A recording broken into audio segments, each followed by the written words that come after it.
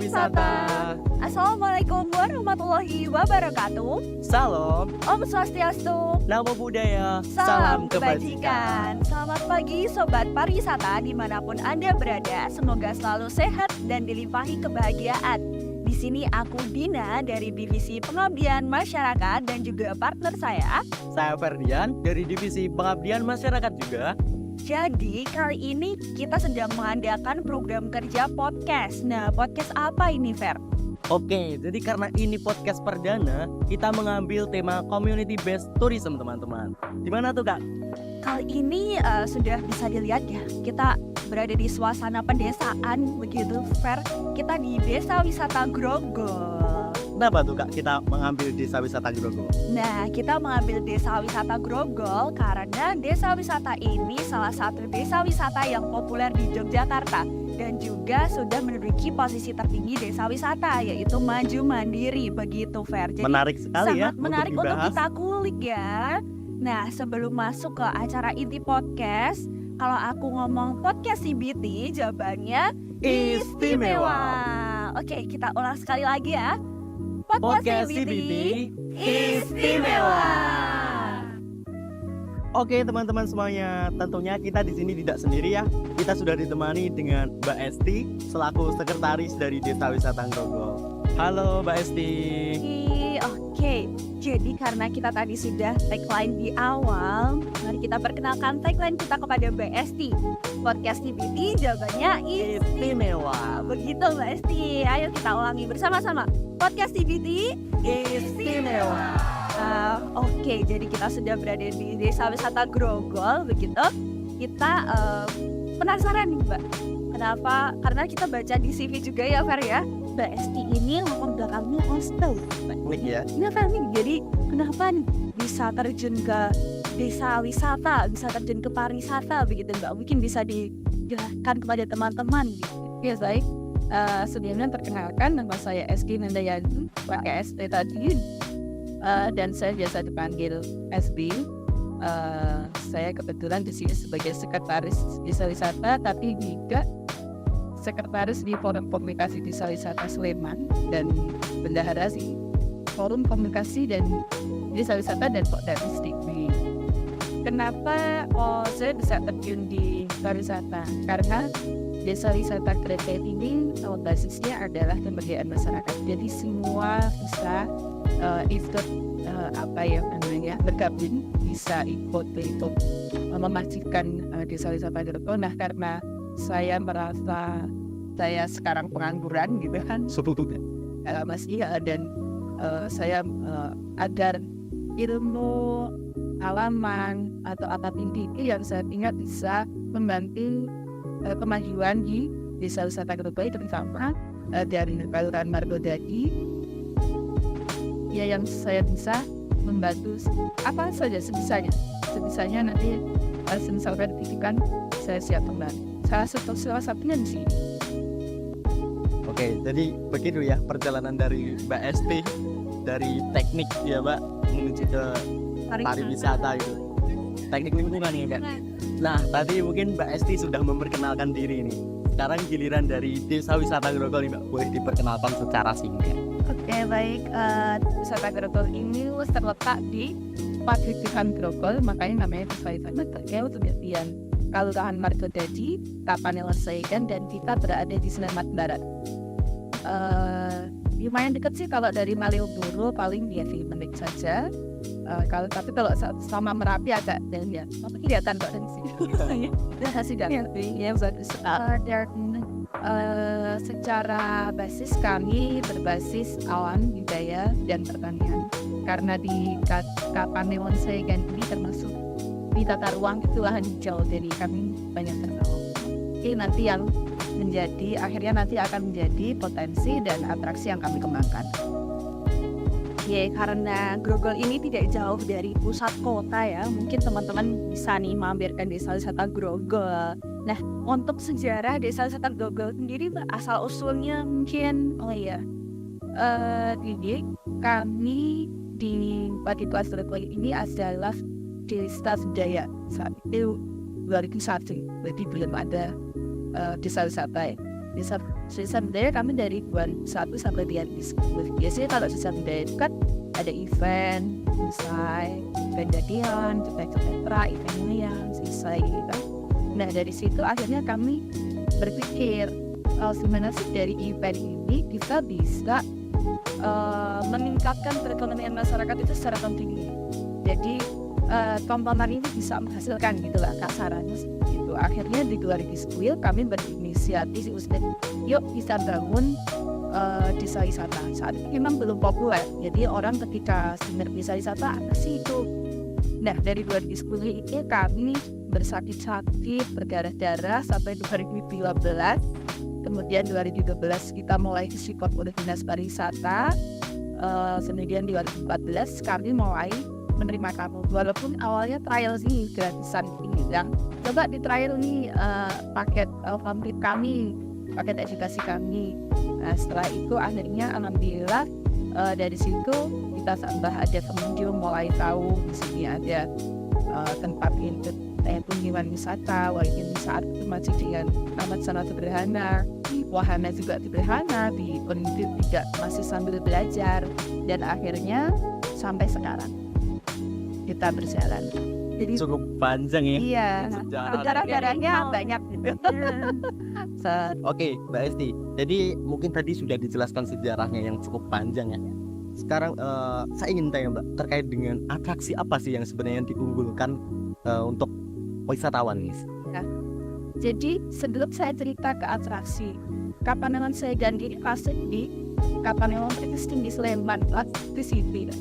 Jadi lahan hijau itu tadi yang saya sebutkan akhirnya kan tidak bisa masuk kampus, tidak bisa masuk pabrik, tidak bisa masuk gudang besar, bangunan yang seperti itu tidak bisa masuk. Akhirnya kan kita ya udah fokus pertanian. Padahal ketika semakin lama dulu memang pertanian lahannya punya luas-luas. Tapi kan ketika minyak anas, minyak ini kan diganti. Aslinya sekarang pendapatan per kapita itu cuma 500.000 lah. Ini bayangkan bagaimana gitu ya hidup susahnya ketika memang itu menjadi lahan hijau. Makanya dari situ kita berpikir pertanian ini adalah salah satu potensi kita.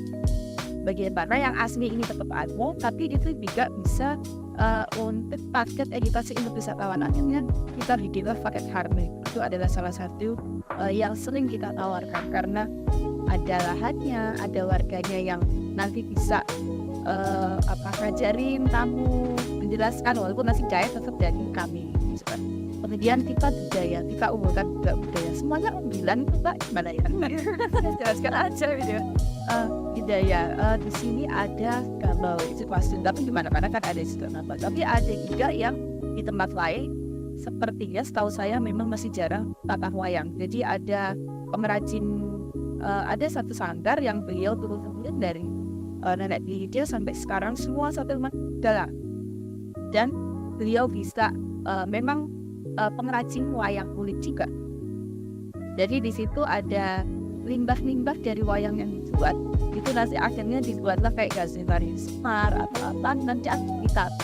Nah itu sambil mengajarkan gua tamu-tamu bagaimana sih proses pembuatan wayang itu gimana, dan kita bisa praktek tata wayang. Itu ada sesuatu yang menarik. Kurang lebih intinya itu. Dan untuk UMKM kami intinya ada sih pembuatan jamu tradisional. Itu juga potensi yang beliau punya sudah turun-temurun untuk tidak bisa jamu itu. Akhirnya kami buat untuk itu suatu paket edukasi, jadi kita kemas biar menarik. Jadi memang paket yang tersedia di sini itu benar-benar berdasarkan aktivitas penduduk juga ya Mbak ya. Asli. Oh asli ya. Halo Mbak, untuk program-program apa saja yang dikembangkan di Desa Wisata Grogol ini Mbak? Karena saya lihat sebelum saya datang ke sini waktu itu belum ada kolam.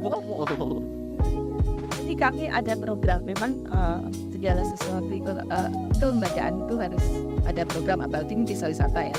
Ada program jangka pendek, ada program jangka menengah, ada program jangka panjang. Sebenarnya kalau memiliki masuk ke jangka menengah kita. Dan alhamdulillah ini kami ucapkan terima kasih kepada pemerintah terutama yang sudah mensupport kami karena di masalah pembiayaan nggak mungkin dong kita swadaya terus mau bangun segini banyak berapa M gitu kan dari 2014 sampai sekarang. Dan 2022 akhir kami mendapatkan BKK, bantuan keuangan khusus yang berupa kolam renang anak, dan ini on proses. Kolam renang dewasa di 2023 kami dari dana keistimewaan dari Bali Radio. Jadi memang desa wisata kami biasanya menerima tamu kan by booking itu, by reservasi. Jadi nanti paling enggak seminggu sebelumnya harus sudah fix dan lain sebagainya kami menyiapkan. Kami tidak ada kunjungan yang bisa dikunjungi harian. Oleh karena itu, memang kemarin setelah pandemi itu fokus kami adalah bagaimana menciptakan daya tarik yang bisa dikunjungi harian. Salah satunya kolam renang.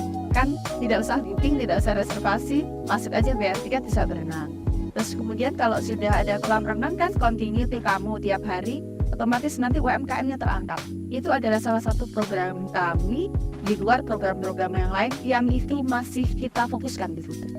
Itu. Jadi UMKM-nya biar jalan, pendapatannya biar terus ya setiap hari. Kelanjutan gitu ini. Iya. Betul, berkelanjut. Itu untuk program yang sudah dilaksanakan ya Mbak. Untuk program yang ongoing atau masih direncanakan itu begini seperti apa ya karakter. Kita kan desa wisata berawal dari desa budaya, kita juga kelurahan desa budaya mandiri. Kami ingin ketika orang masuk ke area desa wisata Grogol ini sudah tahu, oh ini desa budaya, oh ini desa wisata, terlihat dari tatanannya yang rapi dalam artian bersih ya, kemudian nyaman dilihat, sejuk. Kami ingin orang itu kalau jenengan masuk ke gang desa wisata Grogol masuk kan kayak nggak ada apa-apa gitu kan. Iya. Nah padahal kita desa wisata, maksudnya kami ingin itu ada sesuatu yang mencerminkan budaya. Jadi nanti akan ada tamanisasi, kemudian ada mungkin icon yang mungkin nanti ini masih kita pikirkan ya, mungkin gambar wayang atau apa yang di titik-titik beberapa meter. Kami sih mungkin nanti arahnya ke arah sana juga yang jangka panjang. Kemudian yang pasti menggandeng beberapa stakeholder yang ada di sekitar kami yang belum, karena kami yang sudah maju duluan, kami sudah lari, kami ingin menggandeng yang teman-teman entah UMKM entah apapun itu yang bisa diajak bekerja sama di area sekitar. Juga di kelurahan bungkalnya badan usaha milik kelurahan itu kan sudah terbentuk, barisan terbentuk, dan kita sudah sedikit ngobrol sih bagaimana sih nanti kita akan bekerja sama, bagaimana nanti kita akan saling menguntungkan, itu baru kita bahas. Jadi beberapa program ke depan itu yang kami lagi fokuskan.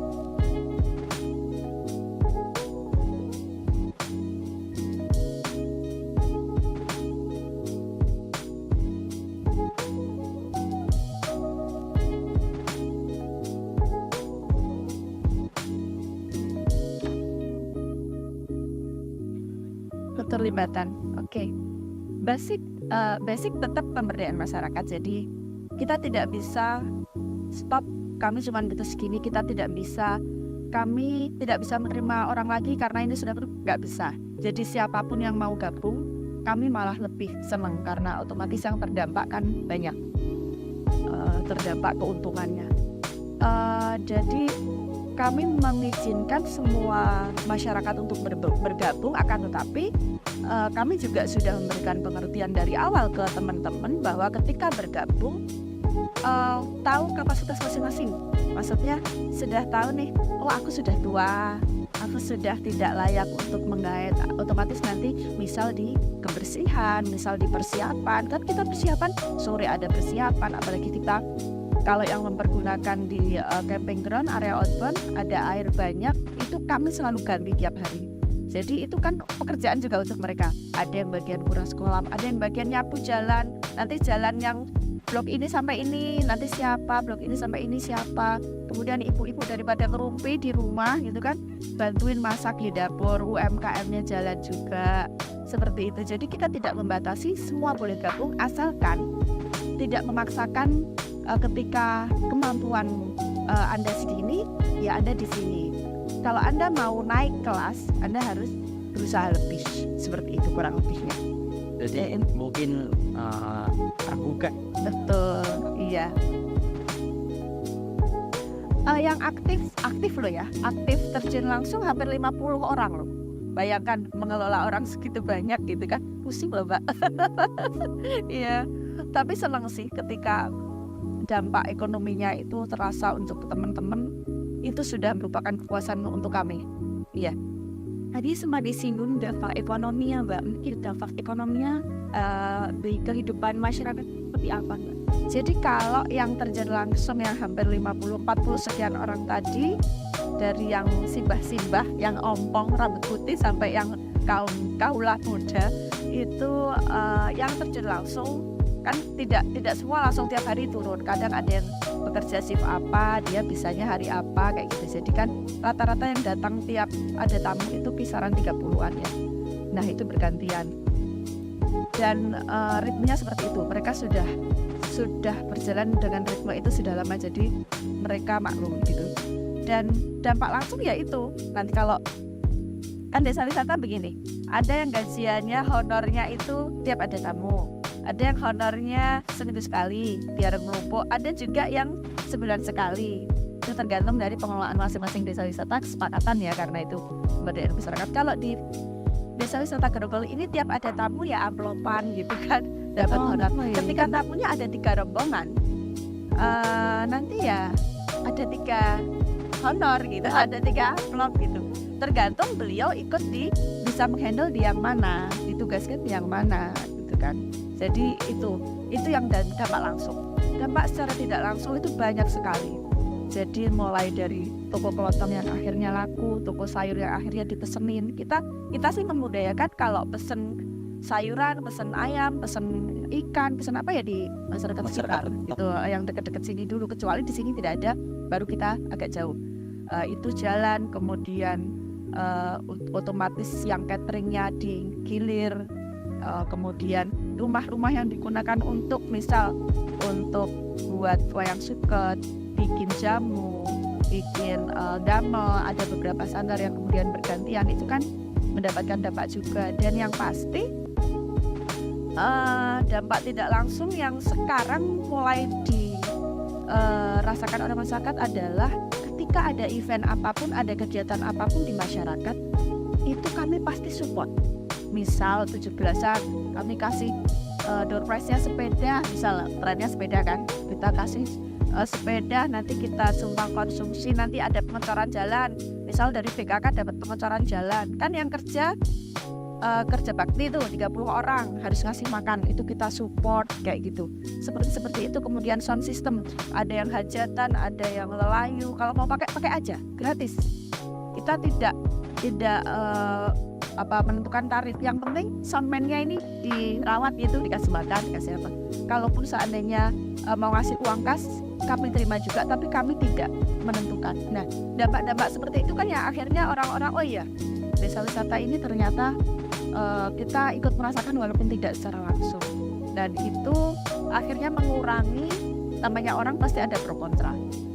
Yang tidak menyukai atau tidak berkenan dengan desa wisata, yang dulu frontal akhirnya sekarang perlahan menerima ya, menerima, walaupun kita tidak tahu di hati orang kan, kita tidak bisa tahu ya, tapi secara visual itu beliau-beliau yang dulunya kurang begitu suka dengan pariwisata akhirnya sudah bisa menerima. Itu dampak yang luar biasa perjalanan kami berapa tahun ini. Secara tidak langsung ya, ini sebagai mata pencaharian. Betul, iya ya Mbak ya. Baik, tadi Mbak Esti sudah menyebutkan sedikit ada kontra gitu ya Mbak dari Ya, masyarakat setempat dulu ya. Nah, secara lebih detail nih Mbak, apakah terdapat kendala-kendala yang dihadapi nih Mbak? Kendala, kalau yang pro kontra itu sudah kendala dari semuanya pasti ada di mana-mana. Dan yang sebenarnya lebih kami pikirkan saat ini yaitu yang pertama, susahnya regenerasi. Ini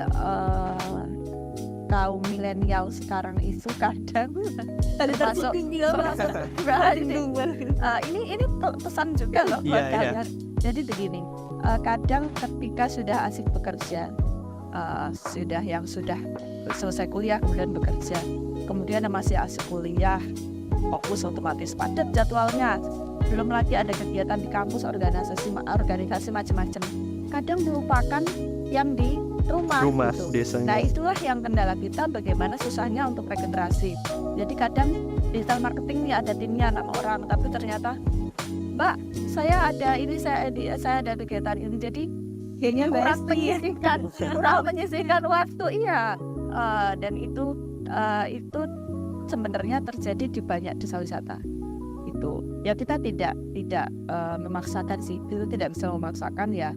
Hanya kita berusaha bagaimana merangkul agar iki loh, tempatku ini juga butuh bantuan gitu kan. Kaum milenial ini dibutuhkan gitu di tempat kita, karena dengan kalian jalannya akan semakin tentang gitu. Itu kendala yang sekarang kami hadapi. Dan kendala yang kedua yaitu tetap sama aja, desa wisata itu di SDM, karena ada sangkut pautnya dengan yang tadi regenerasi. Karena desa wisata ya sisanya orang-orang yang sibuk, sisanya orang yang bekerja, sisanya orang kuliah. Akhirnya ya yang tersisa kita yang di rumah yang tidak bekerja dengan keterbatasan SDM. Kalau seandainya kayak melayani tamu kan bisa diajari bertahap. Tapi kan kalau untuk skill yang expert misal di sosial media, expert di administratif, susah kan? Iya ya, Kalau tidak ada basic susah kan. Jadi sudah tua mau diajarin gitu bagaimana Excel, bagaimana kan susah gitu. Nah itulah kita kendalanya di dua hal tersebut yang sampai sekarang kita masih perbaiki terus. Baik, jadi perihal regenerasi dan juga tadi mungkin SDM Iya. semacam membutuhkan pelatihan itu masih Betul. jadi permasalahan ya Mbak. Tapi juga tidak cukup sih pelatihan saja, karena kadang setelah pelatihan kalau nggak didampingi selesai. Mentoring gitu, Mbak. Pelatihan aja gitu Iya. kan. Udah setelah itu lupa gitu kan. Tapi kalau ada ya mentoring Mentoring. tadi, ada pendampingan misal pendampingan berapa bulan, atau bahkan kalau ada yang pengabdian dari akademisi berapa tahun, itu kan lebih baik, pasti akan terbentuknya lebih bagus gitu kan. Ya itu tadi kendala kan. Emang udah ada upaya Binda untuk mengatasi hal tersebut? Tapi udah ada mentoring gitu. Ada dari dinas pariwisata itu support sekali ke kami. Bahkan alhamdulillah akhir-akhir ini dari Kapanewon, dari Kalurahan sudah juga support ke kami, walaupun dulu belum. Dulu kami benar-benar berjalan sendiri. Ya yang support langsung di Slemannya gitu kan, yang di atasnya langsung belum support. Tapi setelah pandemi ini alhamdulillah sudah Kalurahan sudah support, memberikan pelatihan untuk UMKM. Kalau yang untuk kayak membatik dan kemudian ada ekoprint, ada membuat handicraft, itu sudah pokoknya kekurangan kami sampaikan, dan alhamdulillah mereka merespon gitu. Mungkin karena juga menyadari potensi global yang begitu Betul. besar ya Mbak. Iya. Kalau upaya regenerasi sendiri Mbak sudah ada upaya? Ya itu pendekatan Berupa pendekatan ya. sedikit ada hilalnya. Karena Tapi juga sudah- cukup sulit untuk melakukan pendekatan. Betul, kita juga tidak bisa menghambat studi mereka yang memang saat ini mungkin jadwal kuliah juga full, masih awal-awal semua kan. Dan memang kebetulan kemarin ini di tahun periode yang sekarang menjabat ini pemudanya cuma sedikit. Kan ada ya kadang agak banyak di periode itu. demografinya Pas dikit gitu. yang jadi Iya, tantangan gitu. ya Mbak ya. Gak apa-apa, nanti kita rangkul pelan-pelan, insya Allah. Saya yakin mereka kalau sudah menyadari bahwa ini berdampak loh untuk keluarga kita, untuk sekitar kita, nanti mereka akan tumbuhlah kesadaran. Secara perlahan ya Mbak, Iya, awalnya. betul. Nah tadi udah dijelasin kalau upaya-upayanya sudah ada nih. Sudah ada. Ya. Baik. Untuk upaya promosi Mbak, kan tadi biasanya kan upaya promosi itu dipegangnya sama pemuda-pemuda. Iya, Nah tadi juga sempat disampaikan pemuda ya cukup sulit ya Mbak. Kalau Iya. promosi di gradasi jadi begini ya, promosi otomatis terhambat gitu dari internal kita ya, dari internal kita otomatis terhambat karena dengan apa adanya itulah yang kita promosikan. Kita tidak bisa bikin edit video, misalnya orang yang edit video sibuk gitu kan, ya seadanya. Apapun kegiatan di sini ya seadanya, kita posting, kita andalannya cuma di Instagram dan Google Business ya, My Google Business yang Google Map itu. Kita andalannya ada di dua ini dan WA. Kalau WA kan banyak customer kami yang dari zaman dulu sampai sekarang otomatis membaca Tour and travel. betul. Oh, kalau itu kerjasama dengan industri pariwisata pasti yang sangat membantu promosi kita dari awal sampai sekarang itu bisa dibilang lebih besar persentasenya yang dibantu oleh dari industri pariwisata. Jadi kami sangat berterima kasih kepada teman-teman industri pariwisata, dari event organizer, dari vendor-vendor yang sewa tempat, dari biro travel yang kemudian masuk, dari dinas pariwisata yang membuka peluang untuk kami memasarkan seperti sambil shop, kemudian bayarnya dari biro travel. Akhirnya kami saling mengenal, saling tahu ternyata di sini ada potensi seperti ini gitu. Akhirnya dari situ saya pikir 60%-nya kami malah terbantu oleh mereka, karena dari mereka membawa tamu, akhirnya tamu tahu, dan akhirnya next tamunya menghubungi kami sendiri, repeatnya itu. Nah, yang kayak gitu. Jadi Baik, jadi itulah. mungkin peran pemuda di sini bisa sedikit terbantu dengan Betul. peran pemerintah di Iya, dalamnya, yang Mbak. peta Peta helixnya helixnya itu jalan. Iya, Mau Desa Wisata Grogol ini punya Instagram juga ya Mbak? ada. Kalau boleh tahu Mbak Esti ya? Itu juga Sebenarnya merangkap semuanya artinya ini, Mbak Esti. dipegang 3 orang, tiga orang ya. Yang dari pemuda itu pegang 2 orang, username passwordnya, dan saya. Sebenarnya saya memantau sih, tapi kalau seandainya mereka tidak sempat, akhirnya saya juga nggak Yang apa-apa. backup, Mbak Jadi Esti. jadi tukang backup gitu.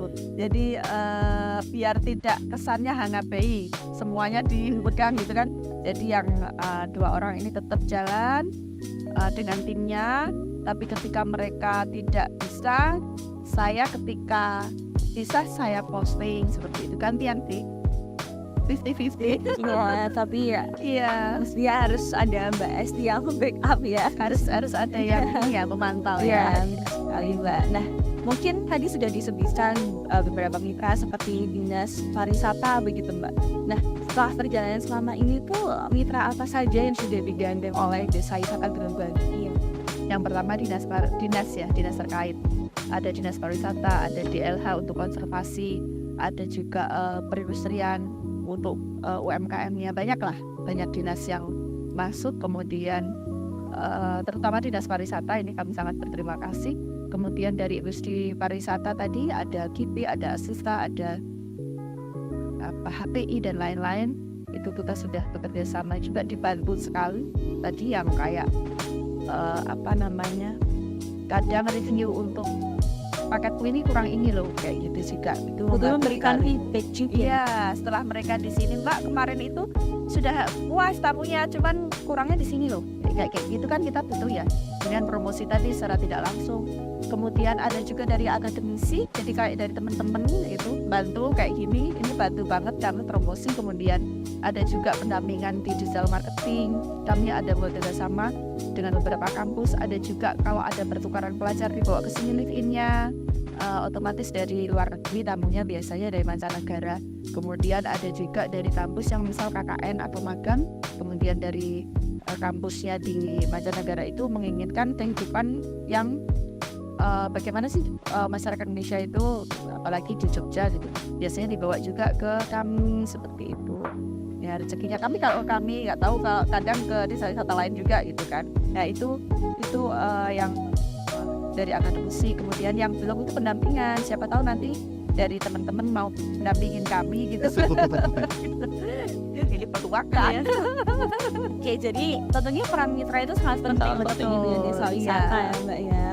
Nah, ini pertanyaan menarik nih, Mbak. Kami sedikit penasaran terkait dengan potensi kebudayaan lokal yang ada. Mungkin budaya tadi sudah Iya, sedikit dimention oleh Mbak Esti. Apakah itu juga terdapat kendala seperti regenerasinya atau gimana, Mbak? Iya, kalau budaya itu anak zaman sekarang tidak semudah dulu menggerakkannya, tapi banyak juga di sini karena di sini ini dari dulu desa budaya, pemandu-pemandu kami kalau disuruh main ketoprak gitu bisa semua Bisa kok semua. gitu ya. Jadi cuma butuh briefing, diarahkan, nanti jalan kok gitu. Misal Multi bikin talenta fragmen, gitu. bikin fragmen apa. Komplit. Jadi kalau terima tamu misal butuh yang tari topeng khas Grogol yang laki-laki gitu untuk sambutan selamat datang, itu pemandu kami semua tanpa hire orang luar gitu. Jadi dan alhamdulillah ya anak-anak atau putra-putra mereka, putri mereka, beberapa memang ketertarikannya ke sana banyak. Ya, ada yang mewarisi, ada walaupun tidak sebanyak zaman dulu. Karena mungkin lihat ya sehari-hari, karena ada sanggar apa yang aktif, jadi ada tari, ada apa, mereka kayaknya lebih mudah di event atau pertunjukan budaya daripada yang regenerasi desa wisata tadi. Gitu. Jadi kendalanya sih lebih ke apa ya? Ya sebenarnya sih tetap karena modernisasi, jadi kadang menghilang. Tapi itu kan kita tumbuhkan terus dengan adanya tamu, edukasinya di budaya, kemudian ada sanggar itu rutin, itu sudah menjaga agar tetap terjaga gitu budayanya. Jadi malah kendalanya tidak seberat di rekreasi ya. Ya memang gitu. Kalau budaya zaman sekarang harus dirangkul ya. Ini juga menjadi koreksi untuk kami. Jangan lupakan rumahnya di situ apa bisa meningkatkan perekonomian masyarakat, bisa bantu apa. Mungkin tadi sudah dijelaskan juga ya Mbak, kalau sempat ada wisatawan mancanegara juga di sini. Lalu untuk strategi pengembangannya seperti bikin translator, kalau itu kami kebetulan di sini ada salah satu guide kami yang memang beliau pekerjaan utamanya adalah guide Eropa. Ini dia beliau pelayaran, dan itu kan salah satu ini ya pulang, jadi salah satu ini kami poin kami. Tapi kalau seandainya pun beliau pas berhalangan atau tidak bisa, kami bekerja sama dengan teman-teman desa wisata lain. Kan ada juga desa wisata yang mantan-mantan TKI ada. Kemudian ada yang memang mereka punya yang translatornya. Jadi kalau enggak ya dari yang tamunya itu biasanya udah bawa. Jadi kita tergantung kebutuhan sih. Kalau tapi tidak membuat kami kesulitan. Itu tidak menjadi hambatan, bahwa kadang bahasa isyarat pun nggak apa-apa gitu. Gitu. Tapi intinya adalah kita tidak seberapa kesulitan sih di situ. Baik, seperti mungkin dinamika dari wisatawan mancanegara seperti itu ya Mbak. Iya. Tapi setidaknya tertolong ya, masih bisa terbackup ya Mbak. Iya, betul. Karena ada forum juga ya Mbak. Ada forum. Jadi kita sharing aja ke forum komunikasi ini desa sama dari mancanegara. Siapa yang punya guide ini nganggur gitu. Nanti udah pada ini enaknya di situ kita ada forum itu. Saling terbantu, terhubung begitu. Baik, mungkin ini untuk wisatawan atau teman-teman yang ingin berkunjung ke desa wisata Grogol nih Mbak. Mungkin skema reservasinya seperti apa? Sebenarnya kalau reservasi lebih cepat lebih baik gitu. Jadi kekip tanggalnya. Jadi kan kami kayak bulan Maret, April, Mei, Juni kemarin kan penuh banget. Jadi kadang kalau terlalu mepet untuk booking tanggalnya itu kesulitan milih tanggal kan. Jadi kalau memang sudah ada fix kebutuhan dari komunitas atau instansi atau apapun itu, segera keep tanggal aja dengan DP yang kita tidak mengharuskan 30% dari totalnya sih untuk keep tanggal. Nah nanti kalau udah keep tanggal kan berarti aman. Intinya begitu sih, seminggu sebelumnya itu paling tidak sudah fix semua. Nanti akan kami update lagi 3 hari sebelumnya, sehari sebelumnya nanti kami update lagi. Biasanya seperti itu, cukup mudah kok.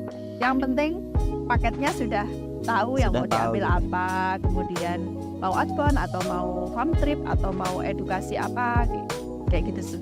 Bisa lewat Instagram, bisa ya Mbak? Instagram ada kontaknya, tinggal diklik linknya, kemudian nanti bisa DM, nanti akan kami respon. Kemudian ada juga map, nanti buka map aja, ada kontaknya di situ, bisa.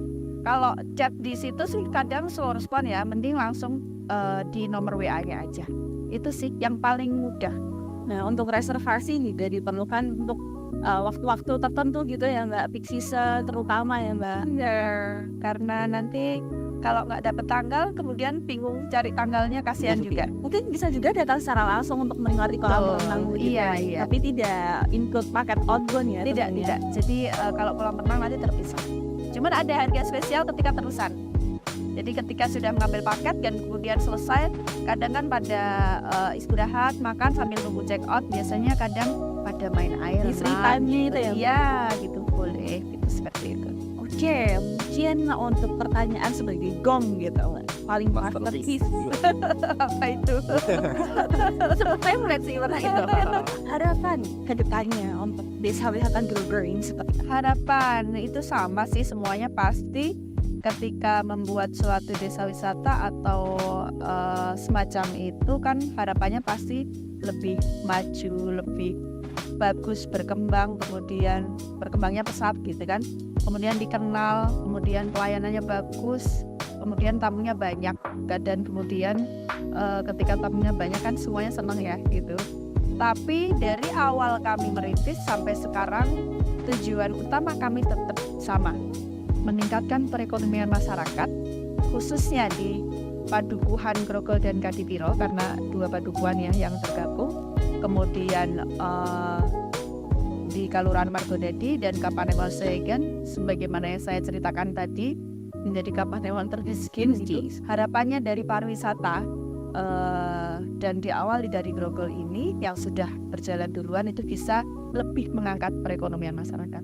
Satu itu sebenarnya tujuan utama kita di awal gitu, dan akhirnya kan meluas ya. Ya itu dikenal, tamunya banyak, dapat duitnya juga banyak, cuan gitu. Ya. Jadi dikembalikan lagi ya dari Betul, konsepnya desa iya. wisata, pariwisata berbasis masyarakat diharapkan mampu memberikan dampak yang besar untuk masyarakat, terus Iya. memberikan multiplier effect. Baik, semoga harapan yang Mbak Esti tadi sampaikan dapat terwujud ya Mbak. Amin, Dan iya. mungkin untuk teman-teman mahasiswa ataupun mitra-mitra di luar sana, desa wisata Grogol cukup terbuka ya Mbak. Iya. Harus dibuka untuk Iya. kedatangannya, Kedatangannya gitu. desa wisata Grogol.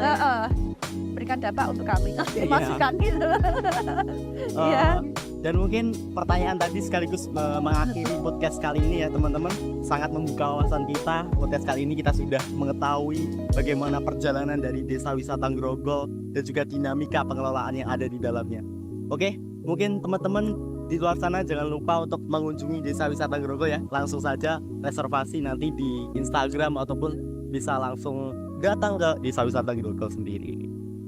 Baik, tidak lupa kami ucapkan terima kasih kepada Sobat Pariwisata yang telah menonton podcast ini. Terima kasih juga kepada Mbak Esti selaku narasumber kali ini, dan juga teman-teman Divisi Pengabdian Masyarakat dan juga Divisi Media Himpunan Mahasiswa Pariwisata Kabinet Taksandora yang telah membantu kelancaran podcast kali ini. Kembali lagi ke tagline Podcast CBT Istimewa. Wassalamualaikum warahmatullahi wabarakatuh. Salam pariwisata. Dibalik Fer. HP nih. Allahu Akbar. Aja guru gitu. Kalau baik.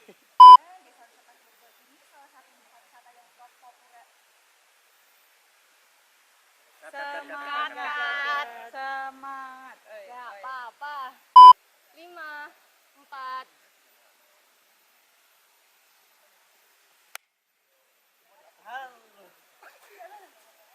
Udah. Kita sudah bersama dengan Mbak Esti sekaligus pelaku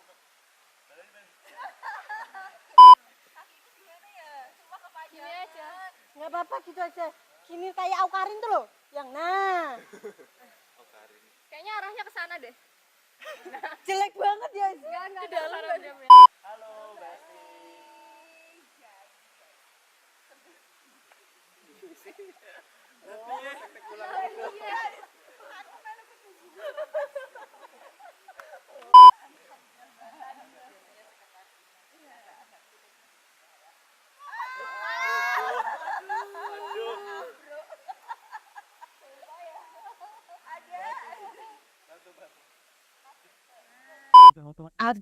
Ada apa saja nih pertanyaan sehingga kita ya ini ada area open marketing ground,